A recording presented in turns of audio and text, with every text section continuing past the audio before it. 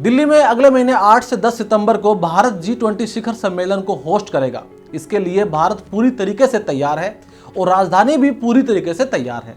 अभी तक की जानकारी के अनुसार सभी तैयारियां अब पूरी हो चुकी हैं।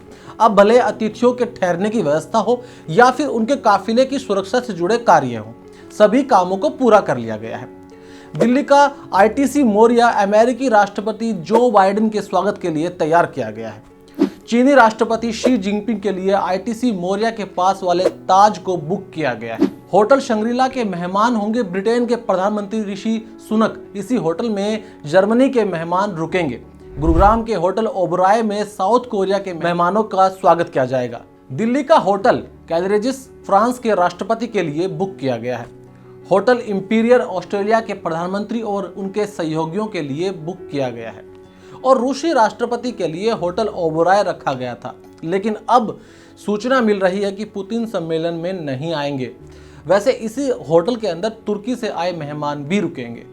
लेकिन अब आते हैं हम हमारे मुद्दे के ऊपर कि आखिर क्यों नहीं आ रहे हैं रूस के राष्ट्रपति व्लादिमीर पुतिन।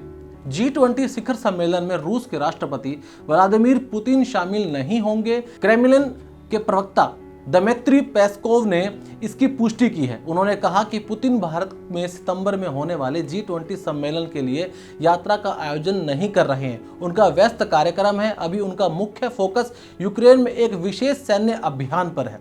हालांकि ये पहली बार नहीं है जब पुतिन G20 शिखर सम्मेलन में नदारद होंगे। साल 2014 में ऑस्ट्रेलिया के ब्रिस्बेन में भी G20 सम्मेलन में पुतिन को नहीं बुलाया गया था। लेकिन भारत के मामले में ऐसा बिल्कुल नहीं है। यहाँ बुलाया भी गया था और भारत भी इसके लिए तैयार था, क्योंकि भारत और रशिया के संबंध किसी से छुपे हुए नहीं हैं। दोनों मित्र राष्ट्र हैं। यहाँ आपको कुछ और तथ्यों पर भी गौर करना होगा। G20 शिखर सम्मेलन में पुतिन की गैर मौजूदगी कोई नई बात नहीं है।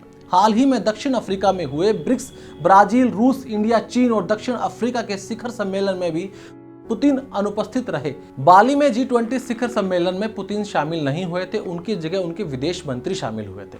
यूक्रेन युद्ध के बाद से पुतिन ने अपने विदेशी दौरे सीमित कर लिए हैं। हालांकि जून 2022 में उन्होंने तजाकिस्तान और तुर्कमेनिस्तान का दौरा भी किया था। इसके अलावा पिछले साल पुतिन SCO समिट में उज्बेकिस्तान भी गए थे और वहां उनकी मुलाकात PM नरेंद्र मोदी से हुई थी। इसी मुलाकात में PM मोदी ने पुतिन से कहा था कि यह युद्ध का दौर नहीं है। G20 की मेजबानी कर रहा है भारत। कितना बड़ा है G20, थोड़ा इसके बारे में भी अब मोटा मोटी जान लेते हैं। भारत इस समय G20 की मेजबानी कर रहा है। यह समूह दुनिया के प्रमुख विकसित और विकासशील अर्थव्यवस्थाओं का एक अंतर सरकारी मंच है।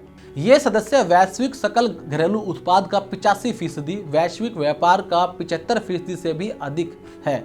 विश्व जनसंख्या का लगभग 2/3 प्रतिनिधित्व करता है ये समूह में अर्जेंटीना, ऑस्ट्रेलिया, ब्राजील, कनाडा, चीन, France, Germany, Bharat, Indonesia, Italy, Japan, Korea गणराज्य, मैक्सिको, रूस, सऊदी अरब, दक्षिण अफ्रीका, तुर्की, UK, अमेरिका और यूरोपियन संघ यानी EU शामिल है। राष्ट्रपति व्लादिमीर पुतिन का भारत न आना इतनी बड़ी बात इसलिए भी नहीं है क्योंकि उनको ये पता है कि इस सम्मेलन के अंदर अमेरिका और यूरोप के देश मौजूद होंगे और इससे भी बड़ी बात वो सभी नाटो के अलायंस हैं। अगर रशिया के राष्ट्रपति व्लादिमीर पुतिन दिल्ली पहुंचते हैं तो कहीं ना कहीं जो G20 का मुद्दा है वो भटक जाएगा और इस पूरे मुद्दे के सेंट्रिक में रहने वाला है रशिया यूक्रेन वॉर।